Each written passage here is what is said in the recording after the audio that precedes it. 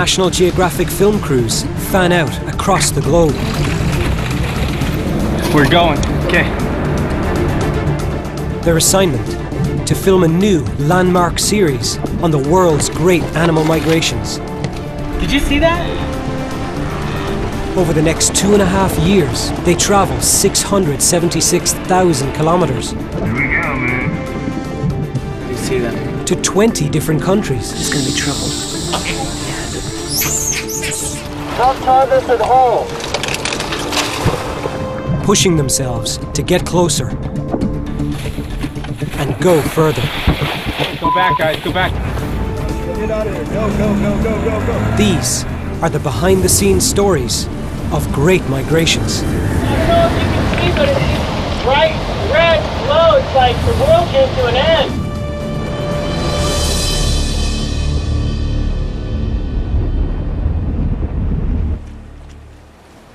Guadalupe Island, 240 kilometers west of Mexico's Baja Peninsula.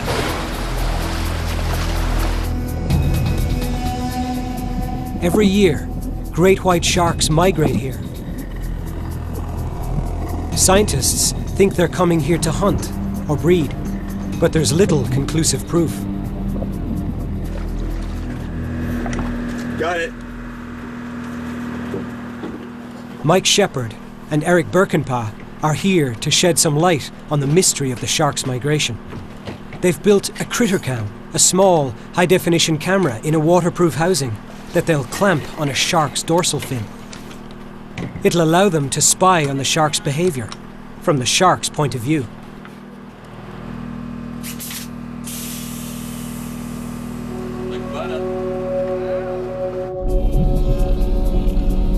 Testing it and deploying it are two very different things. It's not a task for the faint-hearted. They need to be in a small boat to get as close as possible to the fin of the breaching shark.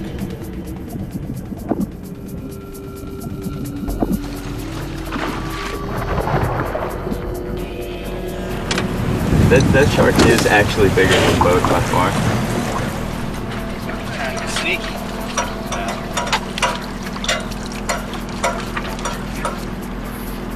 5 o'clock.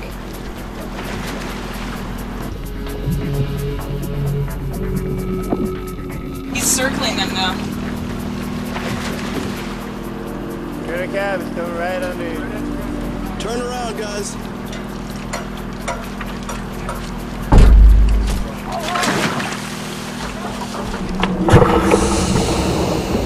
I couldn't see anything because I fell in with my sunglasses on. Because you can't see anything, you're imagining that these teeth are coming after you. And the shark had actually bit the motor and started to come back to see what all the commotion was about.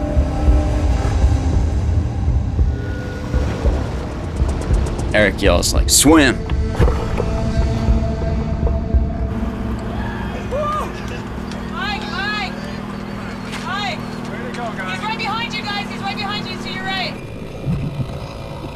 The shark came in, I think it bumped the motor, and the boat rocked, and I fell off the bow, like almost onto the shark.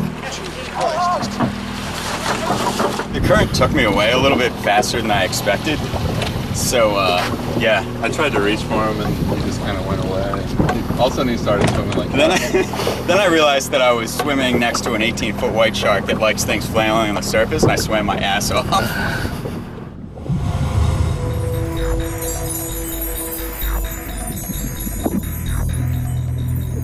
Undaunted, the team tries again the next day. Oh, it's another one. We're back hot.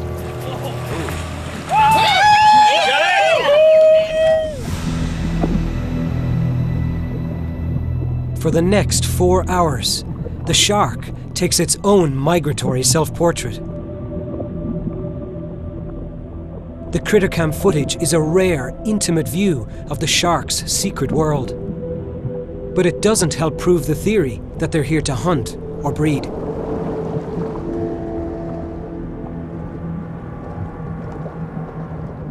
For cameraman Andy Casagrande, solving the puzzle of these shadowy, misunderstood hunters has become a lifelong obsession.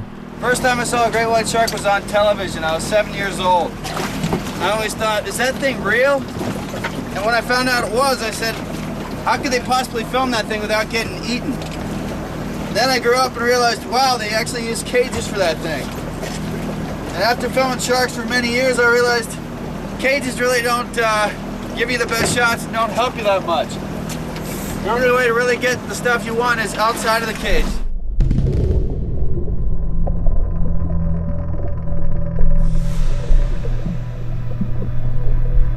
This is about animal migration, so we don't want to just see a static shot of a shark coming to the cage going past. The only way to get these shots of the sharks moving and traveling and on this grand journey was to get out and swim with them. Don't try this at home.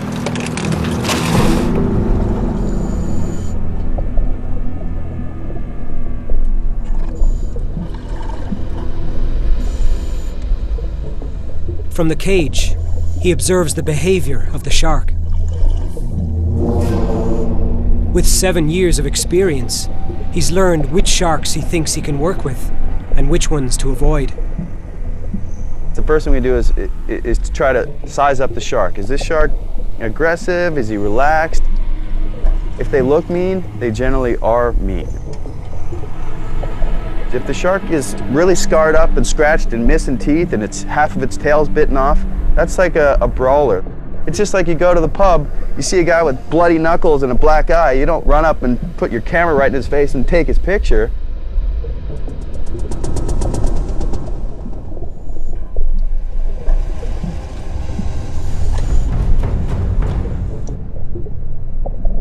He thinks he's found a cooperative shark and makes the decision to leave the safety cage.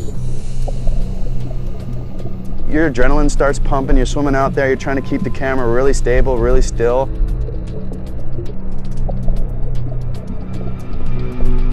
Yeah, one of the biggest sort of mental mind game challenges of filming great white sharks is yourself. You have to mentally tell yourself and fight that feeling of to want to flee from this animal.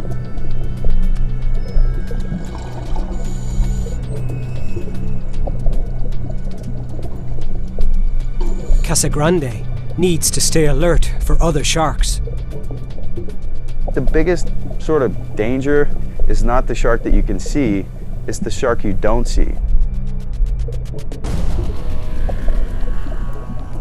They like to be below you, and you're vulnerable when you're above them.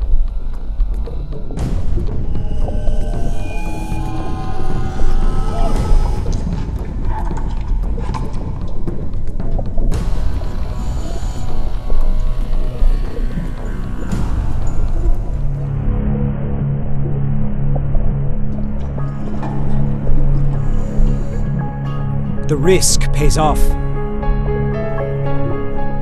You're able to get out of the cage, you can do all kinds of things. You can get silhouette shots. You can swim along with the animal. You can zoom in on the teeth, and it just opens up a whole new world.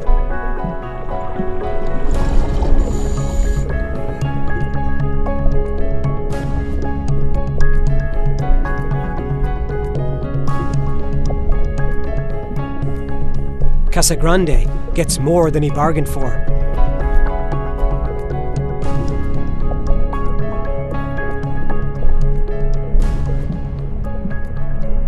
Four sharks is 3 too many. 4 of them at a time. That one swam up at the surface coming out, and I decided to swim out to it, getting a nice shot. Then I realized, whoa, there's one down there, there's one over here, and there's one behind me. I saw you looking at me going, get back, get back. And that was pretty sketchy, but man, there's nothing like getting outside of the cage of these apex predators. Casagrande has managed to get beautiful shots of great whites migrating, but he still wants to help solve the mystery of why they come to Guadalupe. Tie that thing off with a fishing string. He tries a different approach, an underwater camera attached to a long pole. Straight out. After a month trying, he hits pay dirt.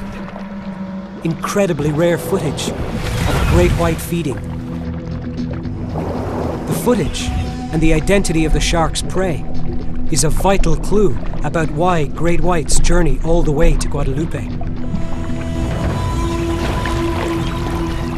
To intersect with the migration of northern elephant seals. 11,200 kilometers away in Mali, West Africa, cameraman Bob Poole searches for an elusive group of migrating desert elephants. But the Sahara is about to throw him a gigantic bombshell. We knew that eventually there would be a dust storm, or what there they call a tempête. The day that the thing came, I felt something funny in I kept saying, you know, tempête? And then El Mehdi, who was with us, said, oui, grand tempête.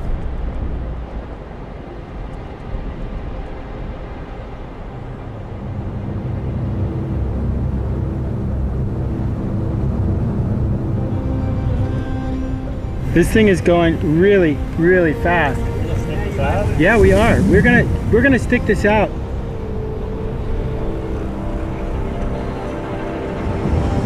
God, it's across the entire horizon.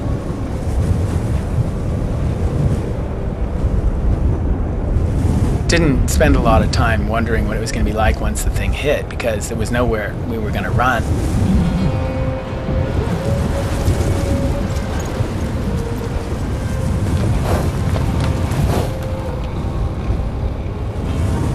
Scary, man. Look how fast it's going.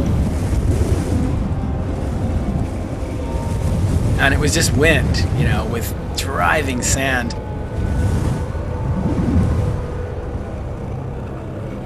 So we just kept rolling. The thing ran over us like a freight train. Look, it's turning red. I can't believe it.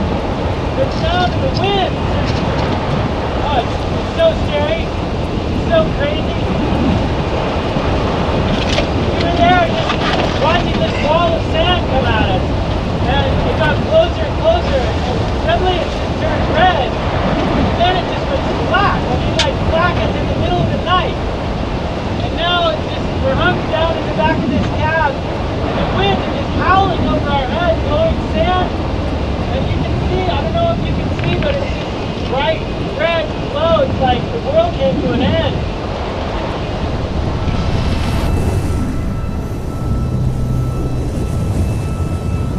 It seems like they've been transported to Mars. For 4 hours, the sand blocks out the sun.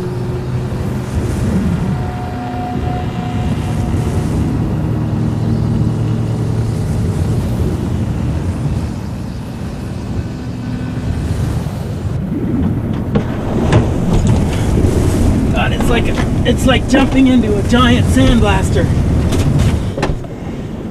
Oh my God. It's getting lighter. Look at this. But man, oh man, that is nuts. I tell you, John, it really, this goes down as the wildest thing I have ever seen in my life. Honestly, can you believe that? Poole has survived his trial by sandstorm. But now he has to survive the desert elephants of Mali. Today, he is hoping to film family groups at dawn. But mothers and their calves present a very daunting challenge. This way? It's not like they're out to get you or anything like that, but these females, you know, they're stressed. And their babies are, you know, are their priority. You know, we have to get in there into the midst of these elephants undetected. That's our challenge. Poole is with a local tracker named El Mehdi Doumbia and producer James Byrne. Let's go, thank you. They have to work on foot.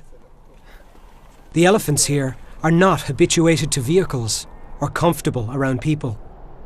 They call this forest over here Tabarak Borak, but we call it Tora Bora because it's a super dangerous place. It's just stuffed with elephants. Nobody goes in there. And we're trying to get the elephants walking, and that, that classic shot with the elephants walking in front of the ball, the sun as it rises. Wind's blowing this way. Filming elephants on foot is a risky assignment. But Poole has a strategy. Elephants don't see very well at all, but they can hear really well and they can smell incredibly well. The key is to stay downwind and work silently.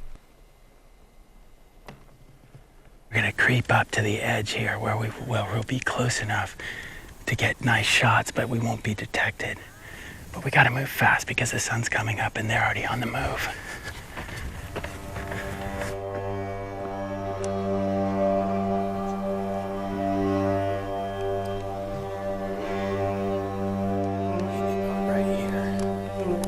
El Mehdi and Byrne watch Poole's back.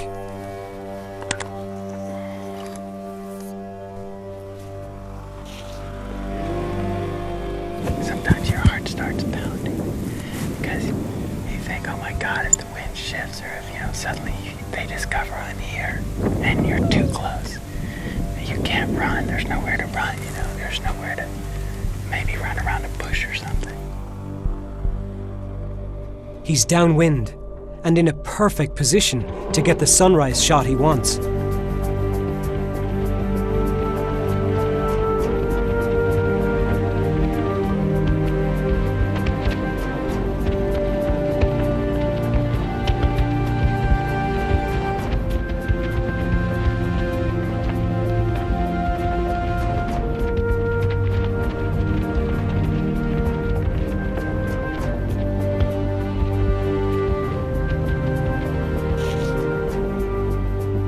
You can easily find yourself in this point of no return, where now you're so close that if you move, they can see you.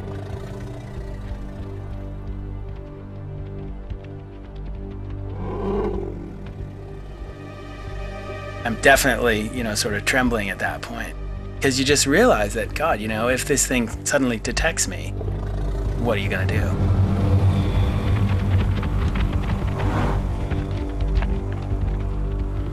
There's a problem. Another group is coming up behind him. Then suddenly these guys come out of the bushes and you don't even hear them. And then they've got your back.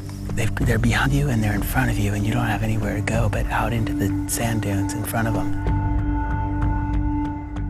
Poole has no choice but to retreat.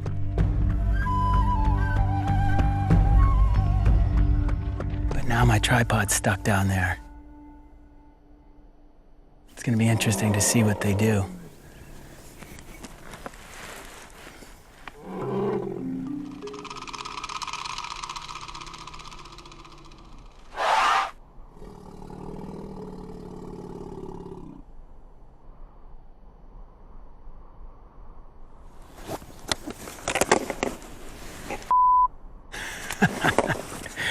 Come sneaking up on me like that.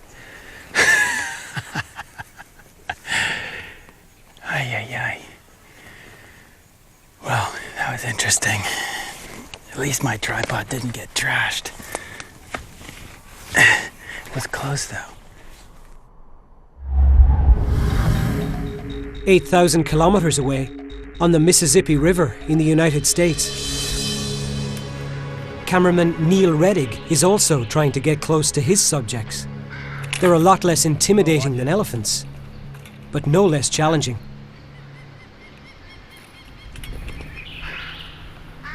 Absolutely claustrophobic as heck in this blind, but I think we're going to get some great stuff in the end. 12 feet away from the peregrines and a hole down in the bottom of the blind makes it kind of difficult to keep equipment in, and I stay roped in the entire time I'm in here.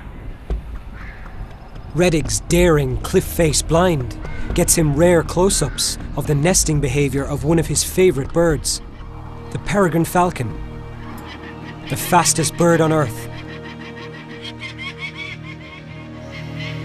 You guys see him? Yeah, he's coming For back Reddig, this way. birds are a lifelong obsession.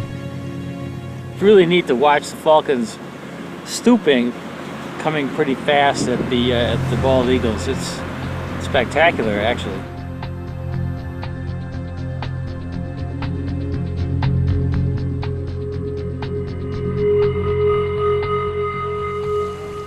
For the Great Migration series, he's been tasked with cracking the code of the migrating birds that come through the Mississippi Flyway in Wisconsin.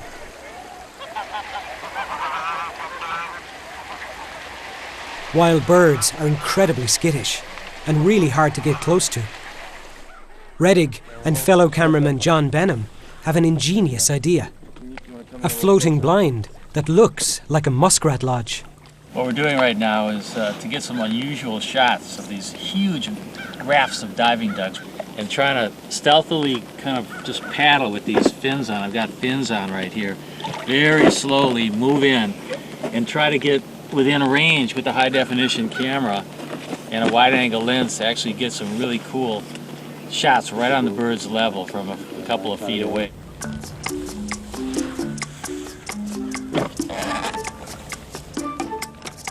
You guys gotta kind of tell me where I am. I can't see because I'm going backwards. Am I making good time? Yeah, man, you're fine.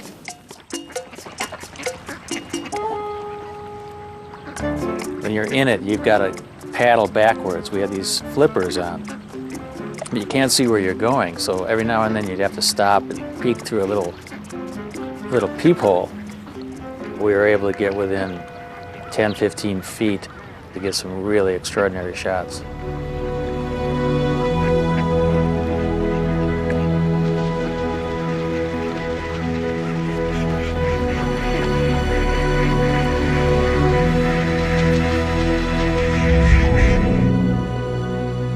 On the other side of the world, in the rainforests of Borneo, camerawoman Justine Evans also uses a blind to spy on her unsuspecting subjects.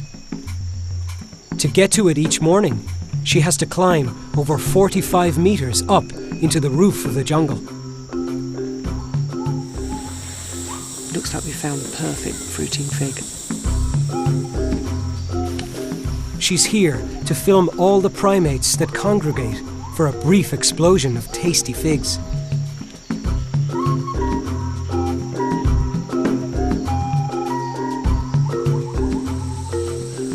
Well, she looks like she's lining up to go for a big jump here.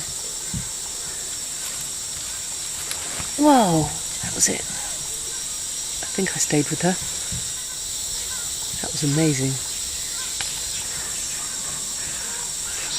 What's that? I've got red leaves. I've got red leaf monkeys coming into the tree. There's going to be trouble. Yeah, look. She's coming down.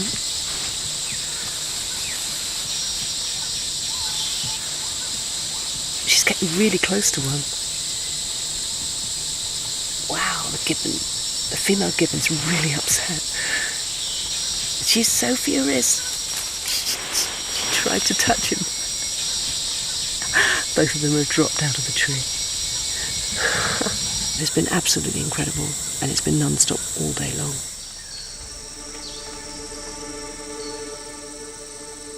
Over the next month, for 14 hours a day, Justine stakes out the fig tree.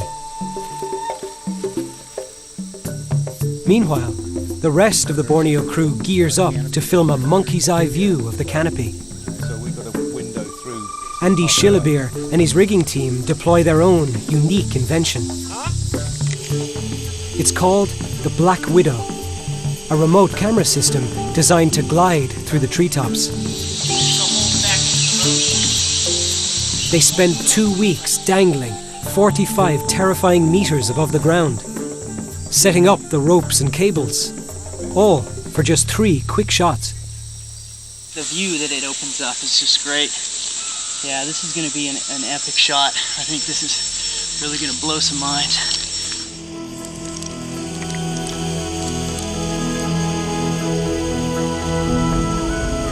The final results are a breathtaking glimpse into the aerial highways used by Borneo's acrobatic primates.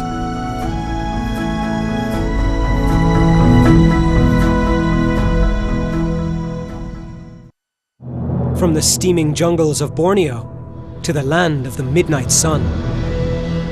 St. Lawrence Island off the west coast of Alaska.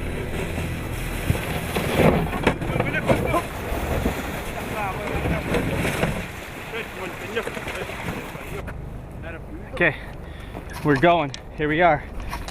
Cameraman Adam Ravitch is here to film migrating walrus. Underwater cameraman Johnny Friday has packed the bare necessities for the day trip. Here we go, Johnny. Here we go, We got Lloyd. about 24 gallons of fuel, a can of Spam, and a gallon of water. We also got a few rifles in case we need to live off the land. It's 8 a.m. They start their journey of up to 48 kilometers through ice and rough currents to get to the A walrus. lot of fog out here. A lot of ice. We're already in a jam, 150 yards away from home. See if we can do some baby mom stuff. We've been weathered in for 15 days. We only had one day filming walruses. We just found a group over here, so we're gonna see if we can film them. Cool opportunity here. A lot of babies and mothers. I'm wondering if I could get over on a chunk of ice. The walrus seem unperturbed by the team's presence.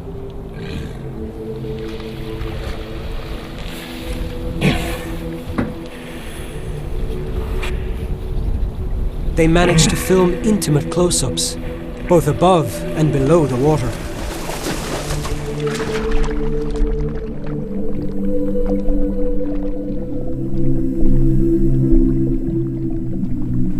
After waiting for 15 days for the weather to clear, they finally got the shots. But at a cost. Unwittingly, they've become prisoners of the ice.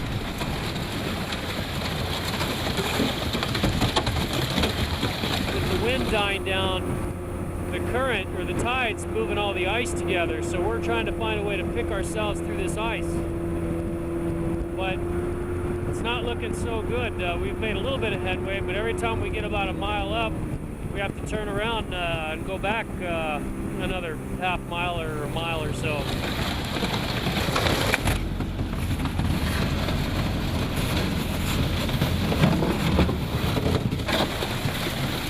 They burn precious fuel trying to find a way through the ice. We're in a maze of ice. It's closing in around us. There's very little open water.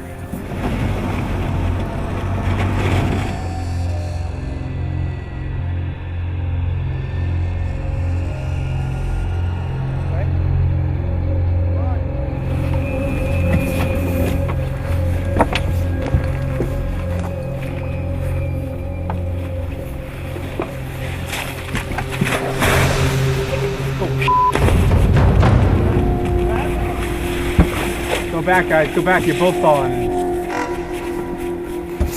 How's the CB working? It works. I tried to call out and nobody answered. They're so remote that rescue is impossible. Trying to get to this open water right here. Trying to get home. We're still 11 miles out. Lots of ice.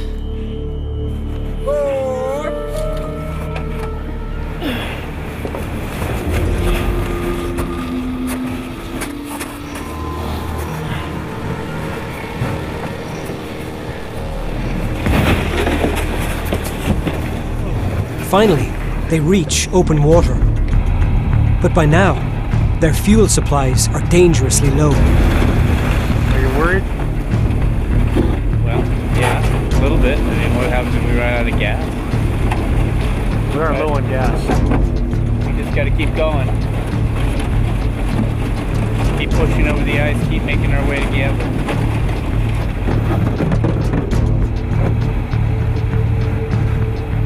At 6 a.m. the following morning, 22 hours after they left, they make it home. They have only 4 liters of gas to spare. Just on land. Just on land. We're a little worried there for a while.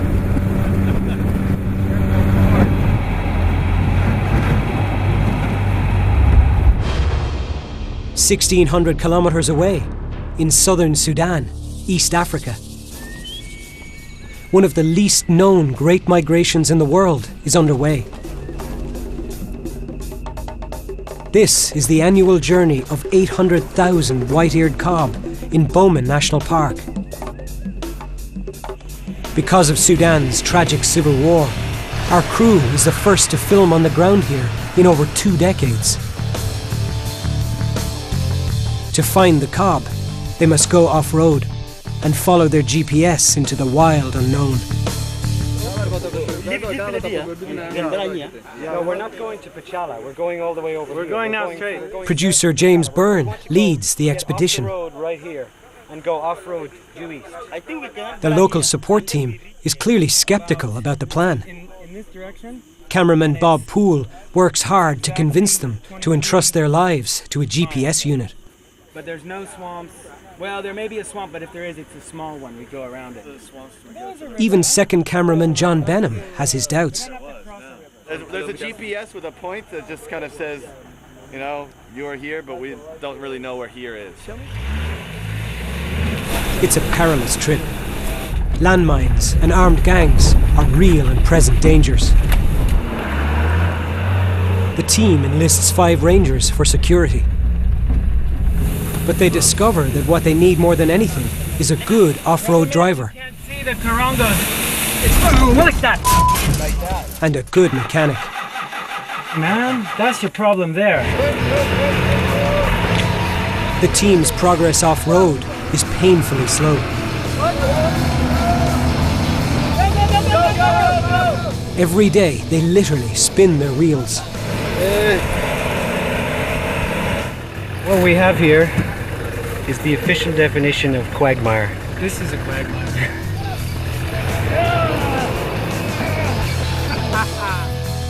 Let it be known that that vehicle over there is what we call in Swahili jua kali. It means like it's completely...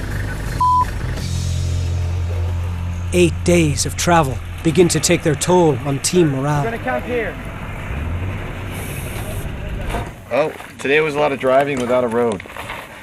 There'll be more of that tomorrow, and there was more of that the day before. Finally, on the 9th day, the end is in sight. Look at this. All right, this is it, man. Yes. Unbelievable. Look at this place. Oh my God. It's just perfect. I mean, even from the air, it didn't look as good as this. Imagine these guys have been driving 11 days through this roadless wilderness. Crazy. Full of cob. Look, everywhere. Cob as far as the eye can see. We're in cob heaven. Cob heaven.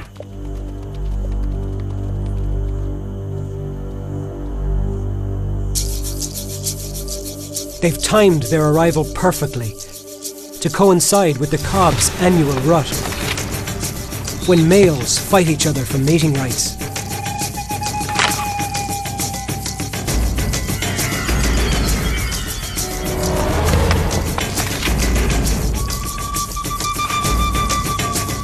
For the first time in over 2 decades, these little-known pugnacious animals and their epic migration can be seen once again.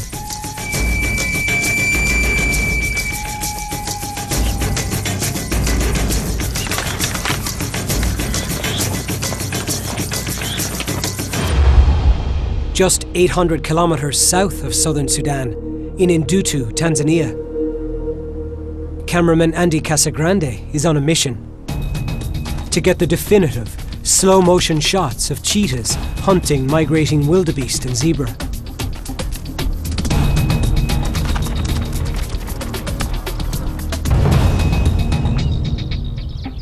The sun's coming up here in Africa.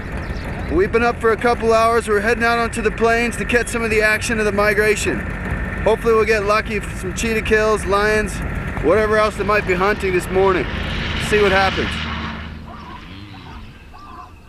He decides to follow a mother cheetah.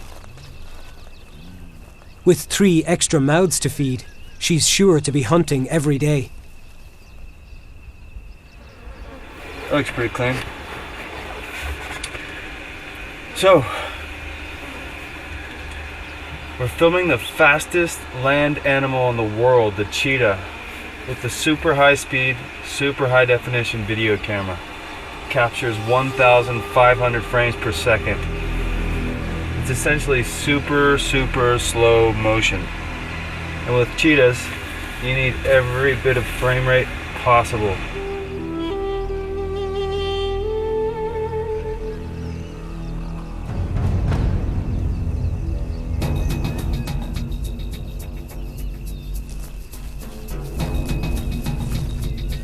And they're moving towards the herd. Perfect. Let's go get them.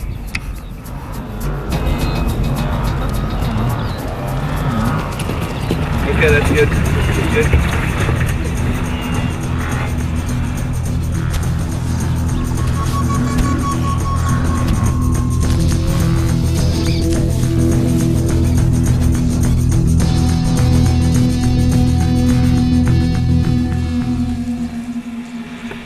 And then she sits down.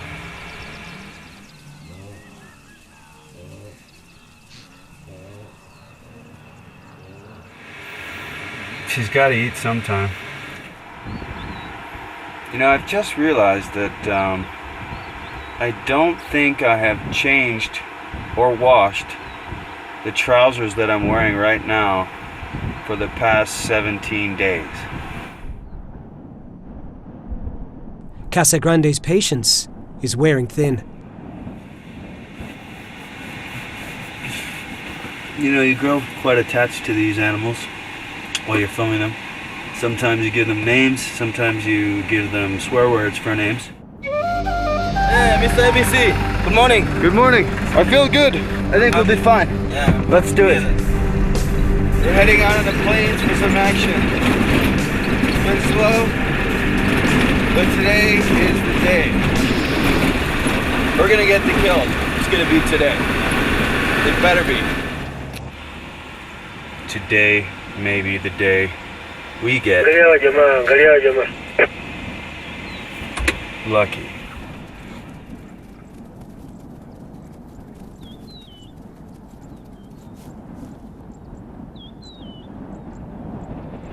If I was a cheetah, I would run super fast, chasing all the animals around the grass.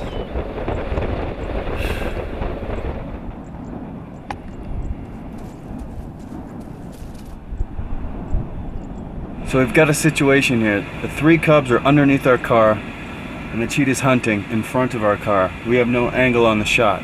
We could go to the roof, but it's way too windy and the camera's all over the place. We can't move the car to get in position, and the cheetah's about to hunt. Isn't that f***ed up?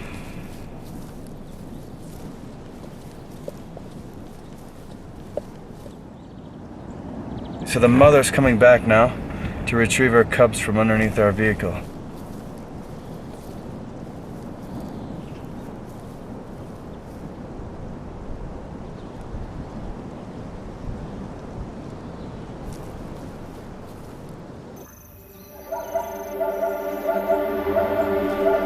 The next day, Casagrande finds the cheetah mother stalking near a zebra herd. Maybe she's gonna go for one of those little zebra. Here we go again.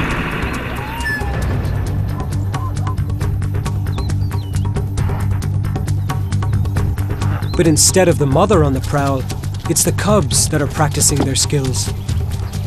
Mock hunting the huge zebras.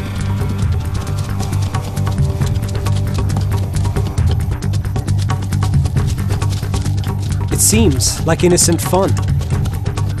But in an instant, the tables are turned.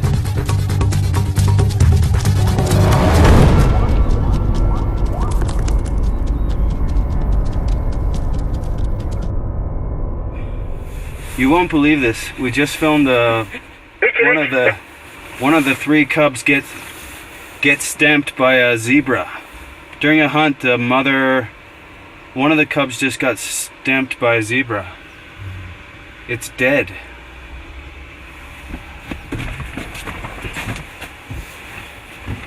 She's alive. You see, she's alive. The cub? Yeah, she's alive. Where is she? She's there. I can see her. She's there. Turn around, turn the car, turn the car. Holy she's alive. The cub is alive. Oh my god. Oh my god. That was horrible. She's there. When Casagrande reviews the ultra slow motion shot, he sees what his naked eye had missed. After reviewing the phantom footage, it was quite evident that the cub escaped.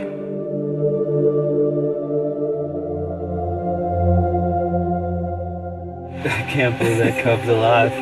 I can't believe that cub's alive. The great migration of wildebeest and zebra tracks north to Kenya. 400 kilometers, and 5 months later, they arrive at this legendary river.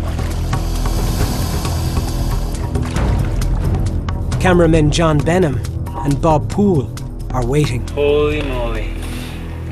Oh man, look at that.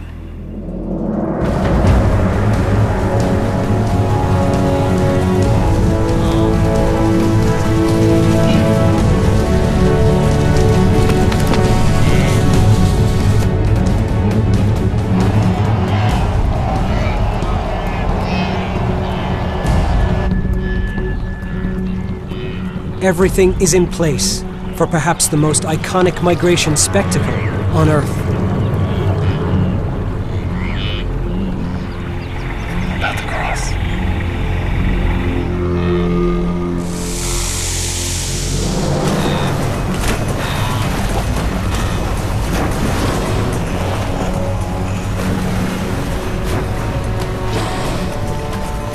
It was absolute chaos. Just massive hooves, just going, running, crossing.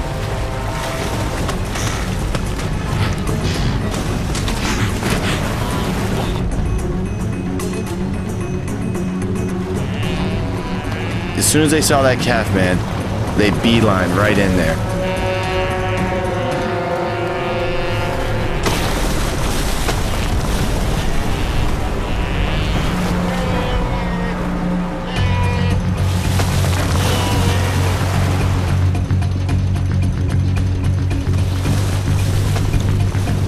And the bloodshed, the just overall carnage was something to behold. It was just kill after kill after kill.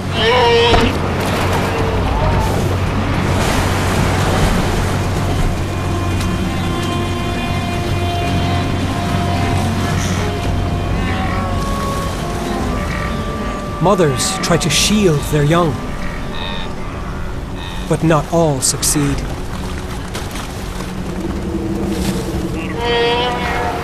John Benham trains his lens on a scene he will remember forever. We heard this calling from a calf, kind of over through the bushes. And this massive, 12-foot crotch just attached to its backside.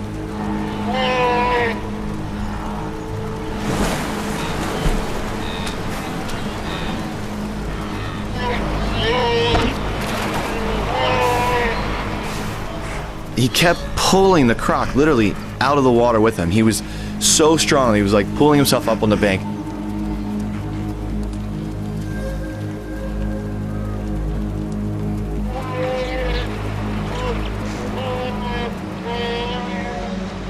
It was extremely emotional. Everyone who was watching, including myself, were moved to tears.